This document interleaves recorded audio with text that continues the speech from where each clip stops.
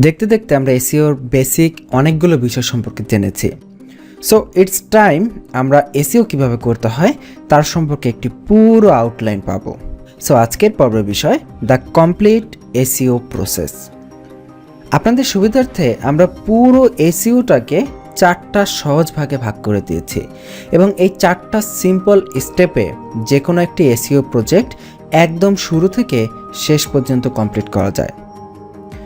ধরে নিলাম আপনি আপনার নিজের ওয়েবসাইটের জন্য এসইও করবেন, বা হতে পারে আপনি কোনো ক্লায়েন্টের কাজ করবেন, বা হতে পারে আপনি অ্যামাজন অ্যাফিলিয়েট করবেন, বা যে কোনো যাই করেন না কেন আপনি এই 4টা স্টেপ সম্পর্কে একদম ক্লিয়ার কাট ধারণা থাকলে আপনি যে পজিশনে যাবেন, যে সিচুয়েশনে যাবেন, সেই সিচুয়েশনের সাথে তাল মিলিয়ে আপনি নিজেকে ওই পজিশনে খাপ খাইয়ে নেবেন। যেমন দ্য ফার্স্ট স্টেপ হচ্ছে কিওয়ার্ড সিলেকশন।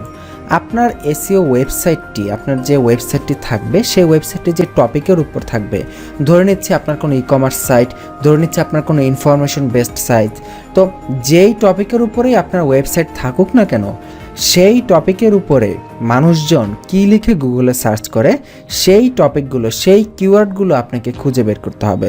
এবং এর জন্য ফার্স্ট কাজ হচ্ছে কিওয়ার্ড রিসার্চের মাধ্যমে সঠিক কিওয়ার্ড খুঁজে বের করা, যাতে করে সেই কিওয়ার্ডগুলোতে আপনি আর্টিকেল তৈরি করে সেগুলোকে র্যাঙ্কিং করাতে পারেন।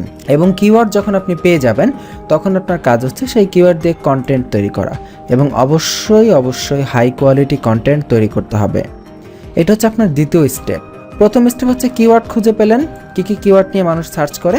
দ্বিতীয় স্টেপ হচ্ছে সেই কিওয়ার্ড দিয়ে কন্টেন্ট তৈরি করলেন। তো কন্টেন্ট তৈরি করার পরে আপনাকে সেটা অপটিমাইজ করতে হবে, অন পেজ অপটিমাইজেশন। এখানে লক্ষ্য করতে হবে আপনি যে কন্টেন্টটি তৈরি করবেন সেটি আপনার একটি উদ্দেশ্য হচ্ছে গুগলে র্যাঙ্ক করানো। তার মানে গুগলকে আপনার কন্টেন্ট বোঝাতে হবে যে আমার কন্টেন্ট এই রিলেটেড। এটার আরেকটি উদ্দেশ্য হচ্ছে যে লোকগুলো আপনার কন্টেন্টে ঢুকবে তাদেরকে সঠিক ইনফরমেশন প্রোভাইড করা। তার মানে একই সাথে প্রতিটা কন্টেন্টকে 2টা জিনিসের জন্য অপটিমাইজ করতে হবে। একটি হচ্ছে গুগলের জন্য, আরেকটি হচ্ছে যে লোকগুলো ঢুকবে আপনার যে ভিজিটর তাদের জন্য। কারণ আপনি যদি শুধু গুগলের জন্য অপটিমাইজ করলেন, ধরলাম আপনার কন্টেন্ট র্যাঙ্কিং আসলো, কিন্তু আপনার তো সেই কন্টেন্ট পরে কেউ তো প্রোডাক্ট কিনবে না, আপনার তো কার্য সাধন হবে না। সো দ্যাটস ওয়াই আপনাকে গুগলের জন্য অপটিমাইজ করতে হবে এবং আপনার ট্রাফিকের জন্য অপটিমাইজ করতে হবে। এবং কন্টেন্ট তৈরি করলেন, অপটিমাইজও করলেন, কন্টেন্ট পাবলিশ করে দিলেন, এখন কন্টেন্ট লাইভ আছে। তারপরে আপনার কাজ হচ্ছে off page optimization. Off page optimization আসলে এটা আনলিমিটেড, এটার কখনো শেষ করার মতো কিছু নাই। অফ পেজ অপটিমাইজেশন হচ্ছে আপনি তো কন্টেন্টটা পাবলিশ করে দিয়েছেন, এখন এটাকে ইচ্ছামতো মার্কেটিং করতে হবে। তো মার্কেটিং কিভাবে করবেন সার্চ ইঞ্জিনের জন্য, সেটার জন্য বিভিন্ন অফ পেজ রিলেটেড ইস্যু আছে, যেমন ব্যাকলিঙ্ক ক্রিয়েট করা। এটা হচ্ছে অফ পেজ অপটিমাইজেশনের প্রধান কাজ। সো আপনি আপনার এই কন্টেন্টের জন্য বিভিন্ন জায়গায় শেয়ার করবেন কন্টেন্ট, এটার বিভিন্ন জায়গা থেকে ব্যাকলিঙ্ক কিভাবে পাবেন সেই বিষয়গুলো এনশিওর করতে হবে। এবং আপনি যত বেশি এটাকে ব্যাকলিঙ্ক দিতে পারবেন তত আপনার এসইওর স্ট্রেংথ শক্তপোক্ত হবে।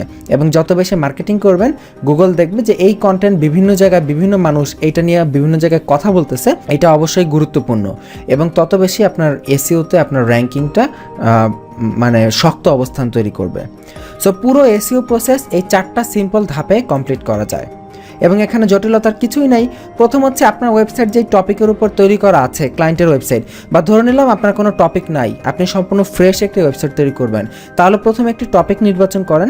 সেই টপিকের উপর মানুষজন কী নিয়ে সার্চ করে সেই কিওয়ার্ডগুলো খুঁজে বের করুন কিওয়ার্ড রিসার্চের মাধ্যমে। সেটি বের করার পরে সেই কিওয়ার্ড ব্যবহার করে কন্টেন্ট তৈরি করুন। কন্টেন্ট তৈরি করার পরে সেই কন্টেন্টকে অপটিমাইজ করুন সার্চ ইঞ্জিনের জন্য এবং আপনার ট্রাফিকের জন্য। তো সেই কন্টেন্টটা যখন অপটিমাইজ হবে, যখন কন্টেন্টটা পাবলিশ করবেন, পাবলিশ করার পর আপনার কাজ হচ্ছে সেই কন্টেন্টের মার্কেটিং করুন, অফ পেজ অপটিমাইজেশন করুন, যত খুশি যত পারা যায়, আনলিমিটেড টাইম। এইভাবে আপনার পুরো পেজের জন্য একটা নির্দিষ্ট টপিকের এগেনস্টে আপনার এসইও সম্পন্ন হবে। ধরে নিলাম এখন আপনার তো ওয়েবসাইটে শুধু একটা টপিক থাকবে না, যেমন আমরা একদম প্রথমে দেখেছিলাম রায়ান্স কম্পিউটার।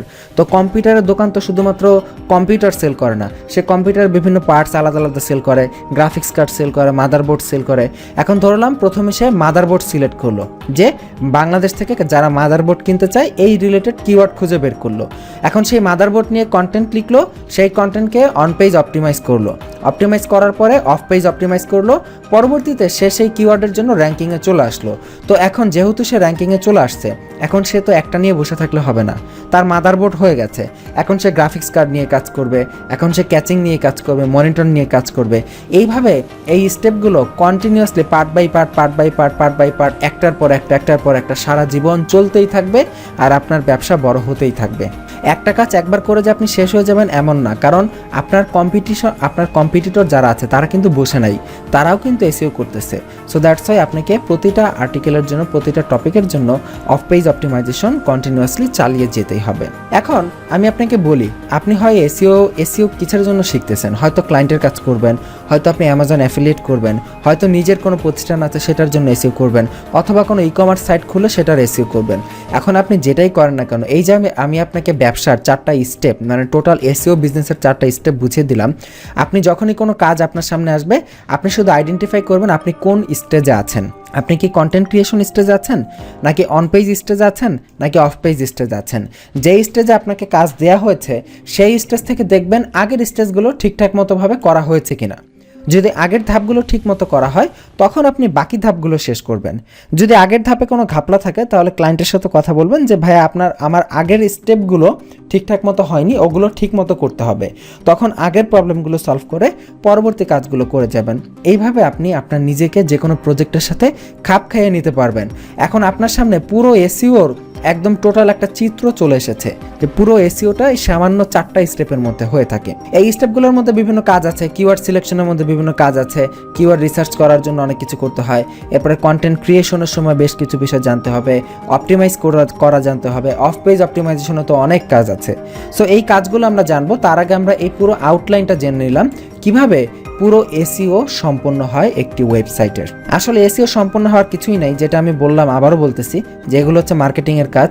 একটা শেষ হবে আরেকটা শুরু করবেন, আরেকটা শেষ হবে আরেকটা শুরু করবেন, এবং যেটা শেষ হচ্ছে সেটা র্যাঙ্কিংয়ে আছে কিনা, সেটা ঠিকঠাক মতো আছে কিনা সেগুলো চেক করতে হবে, সেগুলোর লিঙ্ক নিয়মিত বিল্ড করতে হবে। যাই হোক না কেন, এই 4টা স্টেপে আমরা এসইওকে কভার করতে পারি, এবং এই 4টা স্টেপ আমরা আমাদের এই এসইও কোর্সটিতে স্টেপ বাই স্টেপ প্র্যাকটিক্যালি আপনাদের সামনে করে দেখানো হবে। সো আশা করি আপনারা বুঝতে পেরেছেন। আজকের পর্ব এই পর্যন্তই।